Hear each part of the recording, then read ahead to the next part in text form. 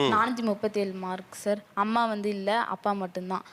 அம்மா வந்து 5th படிக்கும்போதே இறந்துட்டாங்க. அதுக்கப்புறம் தாத்தா, பாட்டி, அப்பா தான் வளர்த்தது எங்கள. அந்த பொண்ணு நீங்க தானே அந்த பஸ்ஸை மிஸ் பண்ணிட்டு ஓடுனது? Yes sir. என்னாச்சு அது? பஸ்ஸுக்கு வெயிட் பண்ணிருந்தேன் சார். அப்புறம் பஸ் வந்துச்சு நிற்கவே இல்லை. அதனால எக்ஸாம் எழுத முடியாதுன்னு சொல்லிட்டு பயத்தில் அப்படியே ஓடி போய் பஸ் ஏறினேன் சார்.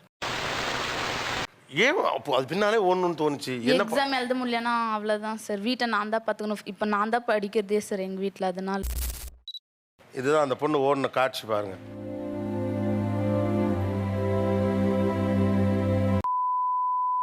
கல்விக்காக ஓடுற ஓட்டம் இது. நீ என்னை விட்டுட்டு போவியா, நிறுத்தாமலா போவான்னு அந்த எஜுகேஷன் உங்களை உந்தி தள்ளுது.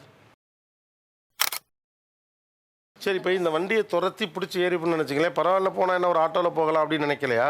காசு நான் ரொம்ப சாதாரணமாக கேட்குற மாதிரி இந்த கேள்வியை கேட்டேன். அதை எப்படி கேட்குறதுன்னு எனக்கு தெரியல. ஏமா ஒரு ஆட்டோவில் போயிருக்கலாமே. ஆட்டோவுக்கு காசு இருந்தால் பஸ்ஸுக்கு நாள் இப்படி துரத்த வேண்டிய அவசியம் கிடையாது.